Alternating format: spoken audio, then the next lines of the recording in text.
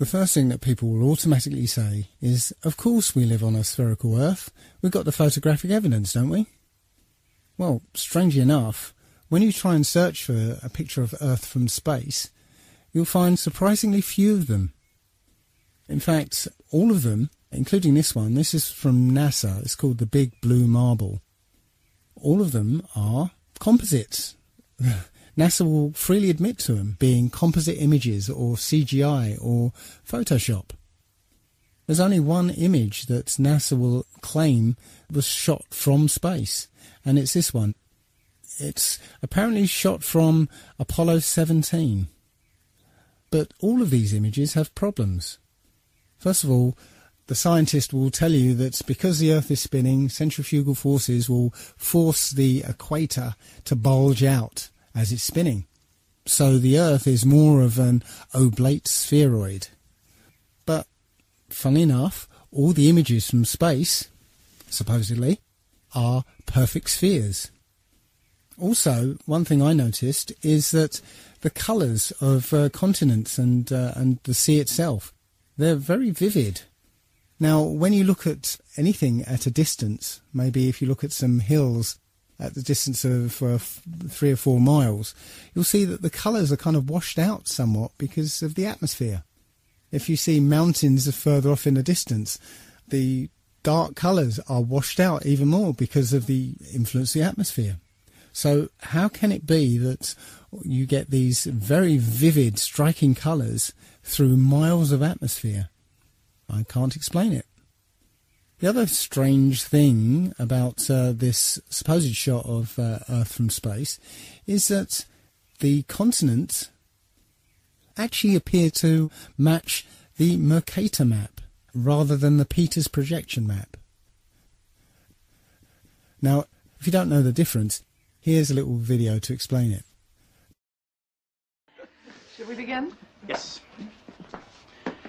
Plain and simple, we'd like President Bartlett to aggressively support legislation that would make it mandatory for every public school in America to teach geography using the Peters projection map instead of the traditional Mercator. Give me $200 and it's done. Really? No. Why are we changing maps? Because, CJ, the Mercator projection has fostered European imperialist attitudes for centuries and created an ethnic bias against the Third World. Really? The German cartographer, Mercator, originally designed this map in 1569 as a navigational tool for European sailors. The map enlarges areas at the poles to create straight lines of constant bearing or geographic direction. So it makes it easier to cross an ocean. But Yes. it distorts the relative size of nations and continents. Are you saying the map is wrong? Oh dear, yes. Look at Greenland. Okay. Now look at Africa. Okay. The two land masses appear to be roughly the same size. Yes. Would it blow your mind if I told you that Africa is in reality 14 times larger? Yes? Here we have Europe, drawn considerably larger than South America. When it's 6.9 million square miles, South America is almost double the size of Europe's 3.8 million. Alaska appears 3 times as large as Mexico, when Mexico is larger by 0.1 million square miles. Germany appears in the middle of the map when it's in the northernmost quarter of the Earth. Wait. Relative size is one thing, but you're telling me that Germany isn't where we think it is? Nothing's where you think it is. Where is it? I'm glad you asked. The Peters projection. It has fidelity of axis. Fidelity of position. East-west lines are parallel and intersect north-south axes at right angles. What the hell is that? It's where you've been living this whole time. Should we continue? Uh-huh.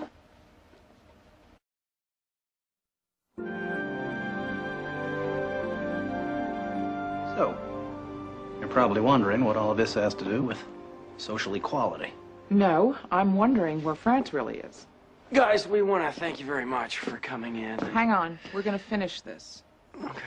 What do maps have to do with social equality, you ask? She asked. Salvatore Natoli of the National Council for Social Studies argues, in our society, we unconsciously equate size with importance and even power.